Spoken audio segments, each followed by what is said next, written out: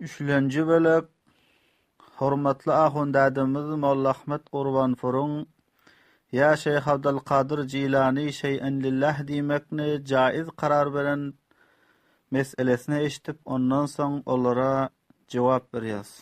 أما قولهم يا شيخ عبد القادر فهو نداء وإذا أضيف إليه شيء إكراما لله فما الموجب لحرمته شنن يا شيخ عبد القادر deyip nida etse bir adam şiir nida gayb etse ya şonu da silap ama Hudaý için mesela bir ikram için şonu idabe edildi birladi näme zat şunu haram edýän zat näme şunu niresi haram deyip aýdýar yani ya Şeyh Abdülkadir şey'en lillah dediğinde ne mişkanı var? Bu için tekfir bennehu talebe şey'un lillah ve huve celle ala ganiyyun an kulli şey vel kullu muhtacin ileyh ve hada la yehtelicu fi khatir ahad.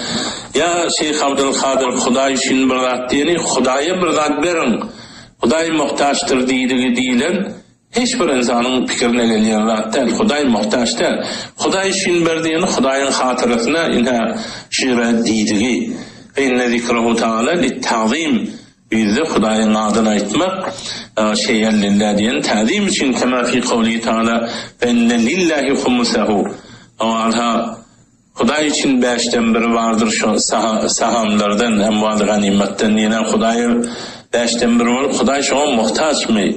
Ya şu Fetavai Hayriyede 2. cildinde 3. sepetinde Hayreddin Rameli Hanefi ne aydiye muhakkik Allame Leknevi özde inha şol Hindin ulukan ulamalarından Hanefi mezhep olay diye fe inne ekserahum kanu yücevvizun el istimdade bil evliyai vel enbiya ve la yaravne fihi qadahan ve yücevvizun el vazifete biya Şeyh Abdülkadir şey'en lillah ve nahu zâlike cezmen ve yusarrihune bihi nesren ve nezmen ve hum gayr ma'khudine bima neseru ve la met'unine bima nazamu.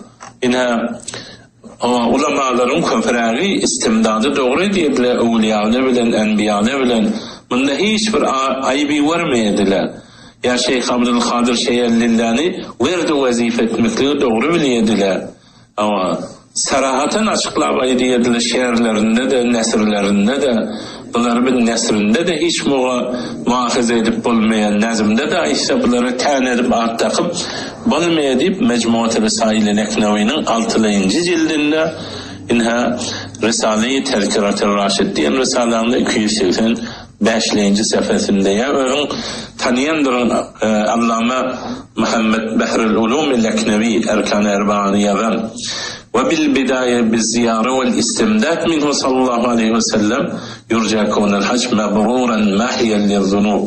Evvel peygamberi ziyaret edip peygamberden medet istesen o hacın mebrur, meqbul olmağı umid ediliye, günahların mahvediyen hac olmakla umid ediliye deyip inha bir fiqhi kitap da Risail-i Erkan diýildi, Erkan-ı Erba diýişin 278. sefesinde.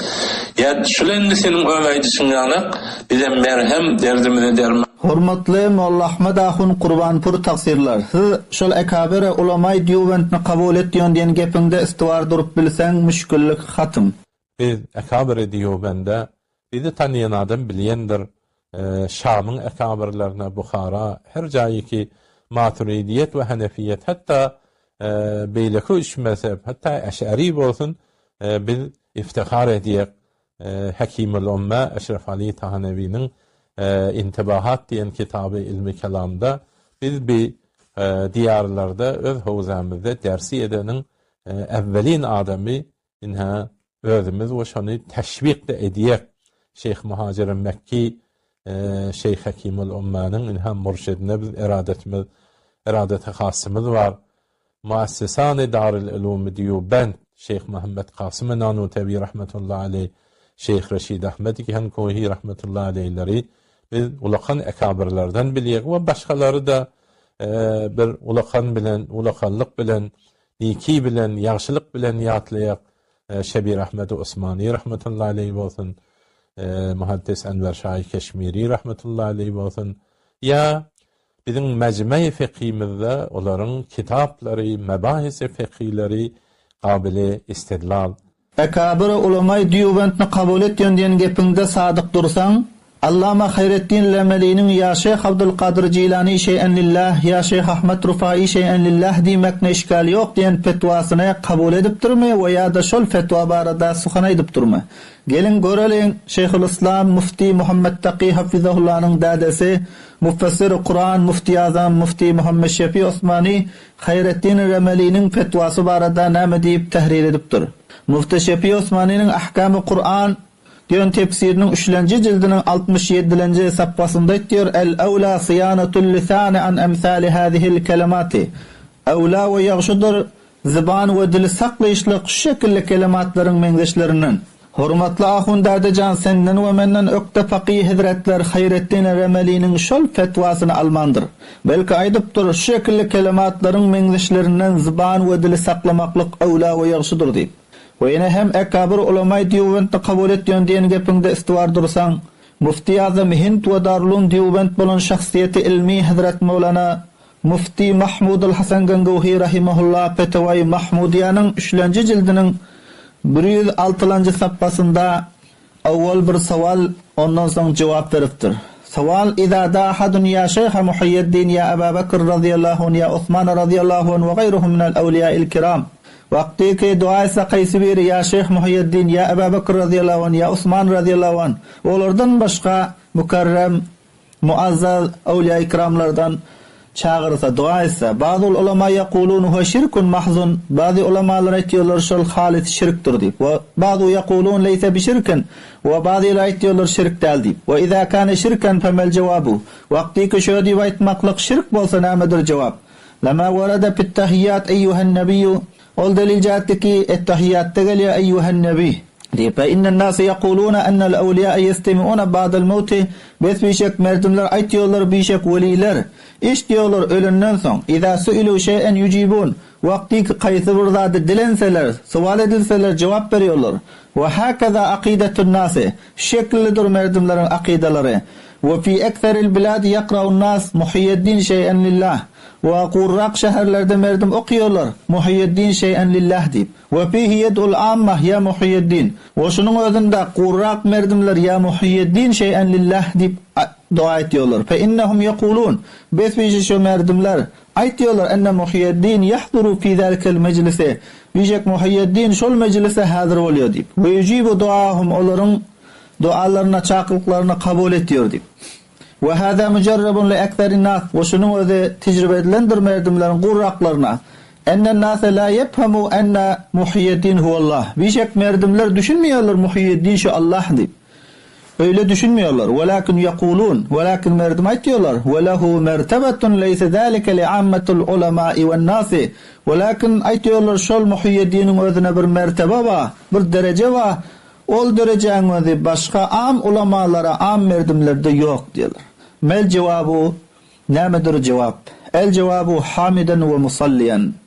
من اعتقد أن الأولياء والصلحاء بعد مفارقة أرواحهم من الأبدان يتصرفون في الكون bir adam akidesi düşünse birçok evliya ve sulahalar ruhları bedenlerinden cida bulundan sonra yetasarrafuna fil kevn alemde tasarruf ediyorlar ve lahum kudretun ala en yagithu men istighathahum şol evliyalara ruhları bedenlerinden çıkandan sonra kudret var şundan ki istighatha eden adamın dadına yetiyor.